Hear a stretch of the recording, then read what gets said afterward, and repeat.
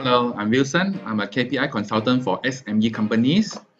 Today, I'm going to talk about the bell curve performance appraiser.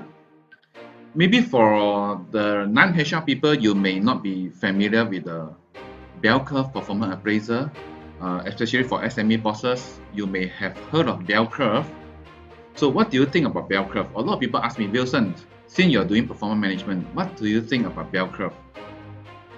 Okay, let's talk about bell curve now. Bell curve system of performance appraisal was developed in 1980s and is a forced ranking system imposed on the employees by the management. Through this system, the organization tries to segregate the best, normal, worst performance and nurture the best and discuss the worst.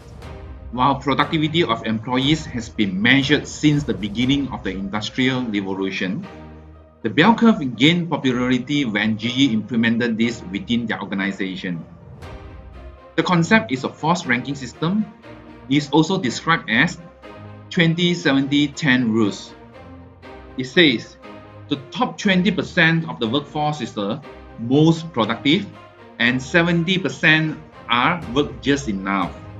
The other bottom 10% are non-producer and should be fired. What does it mean? In layman terms, for example, you have 10 employees.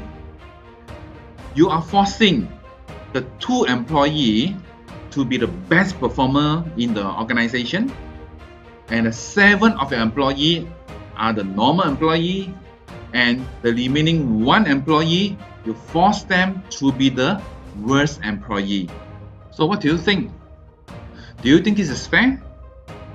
For me personally, I don't believe in bell curve. I don't think that is fair.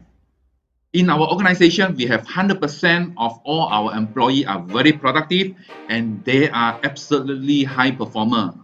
How can I force only 2% to be the high performer and 7 of them to become normal, and I have to choose 1 employee to be the worst employee? I'm going to fire them. This is not fair.